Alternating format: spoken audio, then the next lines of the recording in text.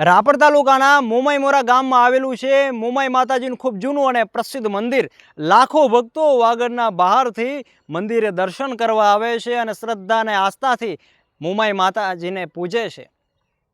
રાપર તાલુકાના મોમાઈમોરા ગામમાં આવેલું છે મોમાઈ માતાજીનું મંદિર। મોમાઈ માતાજી ઉપર લાખો ભક્તો શ્રદ્ધા અને આસ્થાથી રાપર તાલુકાના મોમાઈમોરા ગામમાં આવેલું છે મોમાઈ માતાજીનું ખૂબ જૂનું અને પ્રસિદ્ધ મંદિર। અહીંયા મોમાઈ માતાજીના બે મંદિરો આવેલા છે, જૂનું અને નવું।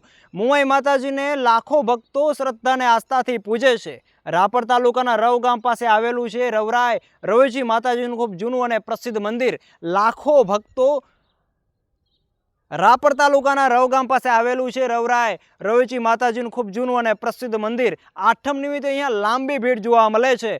આ મંદિર બાજુમાં એક તળાવ આવેલું છે જે ખૂબ સુંદર છે। રવેચી માતાજી સાથે અનેક દંતકથાઓ જોડાયેલી છે અને અહીંયા 10 કિલોમીટર દૂર એક બીજું રવેચી માતાજીનું ખૂબ જૂનું મંદિર આવેલું છે।